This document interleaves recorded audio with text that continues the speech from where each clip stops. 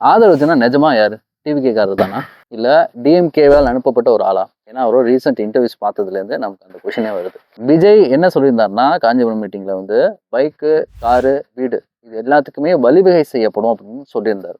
ஆனா ஆதவர்ஜன குடுக்குற ஒரு இன்டர்வியூலையும் பார்த்தீங்க அப்படின்னா, இலவசங்கள் ஏன் குடுக்கக்கூடாது? இலவசங்களே தப்பு இல்ல அப்படின்னு ஒரு இன்டர்வியூ தந்தி டிவி குடுக்குறாரு. அதே தந்தி டிவி இன்டர்வியூல இன்னொன்னு என்ன சொல்றாருன்னா, டாஸ்மாக் எல்லாம் வந்து ஒழிக்க மாட்டாங்களாம். அத வந்து அரசே எடுத்து நடத்தக்கூடாதாம். அப்போ வந்து இதெல்லாம் பிரைவேட் ஆக்கிடுவாங்களா? அதுதான் அவங்களோட டிவிகேயோட பிளானா? அப்படிங்கிறது வந்து அதுவும் ஒரு கொஸ்டின் வருது. இது அல்டிமேட்டான விஷயம் என்ன அப்படின்னா, 2021ல விஜய் அவர்கள் கருப்பு, சிவப்பு சைக்கிள் எடுத்துட்டு போய் திமுகவுக்கு ஆதரவு குடுத்தாரு அப்படின்னு ஆதவர்ஜனா சொன்னத விவாத மேடைகள்ல மற்ற கட்சிகள் வந்து கேட்கும்போது, அங்க போன டிவிகே காரர்கள் முக்கியமா லயோலா மணி, டிவிகே ரமேஷ், ராஜ்மோகன் யாருக்குமே பதில் இல்ல. லயோலா மணிலாம் வந்து நீங்க ஆதவர்ஜனாட்ட போய் கேளுங்க.